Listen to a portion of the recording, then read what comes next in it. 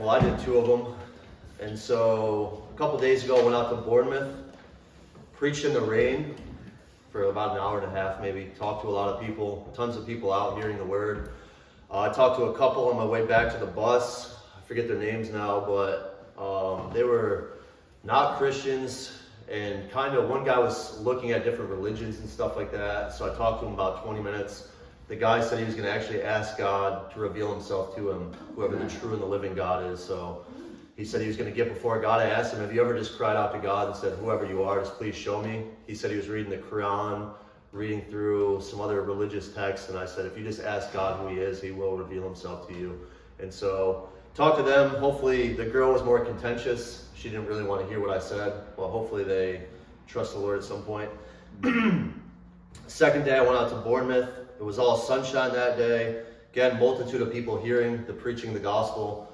I had 3 different people sitting down and standing up listening for 15, 20, 30 minutes, just standing there captive. I had one girl come over and sit down next to me on the steps for about probably 10 or 15 minutes until her husband or her boyfriend or whatever he was got up and walked away, and she continued to sit there for another like 10 or 15 minutes. She looked kind of distraught, maybe troubled in spirit, and I didn't talk to her. I usually don't go up and address people unless they come up to me. So I didn't talk to her, but she heard the preaching of the word for 30 minutes maybe. So those 3 listening, excuse me. There was a guy I shared the gospel with a few weeks ago, a young kid. He's probably 17, 18 years old. He works at an ice cream shop. And so he's been coming over every time he sees me out there. I've been going out 2, 3 times a week, sometimes to Bournemouth. And so he'll come up and talk to me, say, how you doing? And he actually offered me free ice cream this week. So I got done preaching, went over and talked to him, got a free ice cream cone. So that's pretty sweet. Really nice kid. Doesn't really have a background in Christianity, kind of just brand new to the faith about 2 months ago. So just trying to encourage him in the Lord, pointing him to Christ. And he's also getting to hear me preaching every time that I go out, because the ice cream shop's right in front of me. You guys know where I was facing at, right in that direction. So I had a woman come up and she was trying to refute the word of God, saying it's not perfect, it's given by men. She talked to me for about 5 minutes, really contentious, asking me why I'm preaching about sin, about judgment, about hell. And I told her that God is the one that's commanding us to go out and preach these things. And so she was pretty offended at that. But I just told her that God is the one that commands us to do this, and that if you have a problem, you're going to have to take it up with God. Just told her she can trust Christ, get saved from the wrath and the judgment of God from whatever she's done wrong.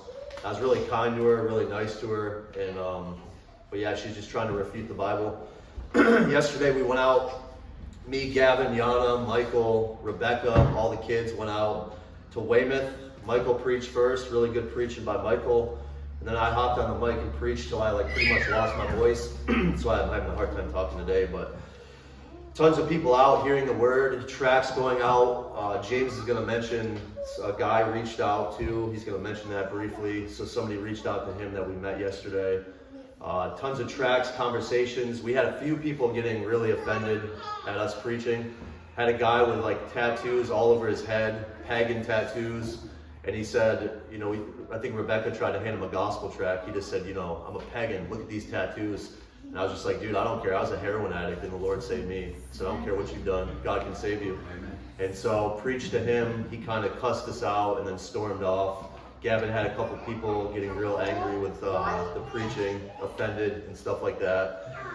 But like I said the other day, we're not going out for results. We love to see results, and that's the point of why we go out, is for people to get saved. But even when we're not seeing people saved, we're going out, we're still in the will of God, preaching the word of God, standing on the word of God, and that's still pleasing in the sight of the Lord. Whether they'll hear, whether they'll forbear and not listen to anything that we say, we're still in obedience to God with what we're doing. And so, and also Rebecca might have possibly led a young kid to the Lord if he wasn't joking around. It's hard to tell sometimes with kids. But if he was being genuine, which he seemed like he might have been a genuine kid, he might have gotten saved yesterday. So that's always encouraging. And that's all I got. What's something about it? Amen. Amen. Yeah, that's amazing.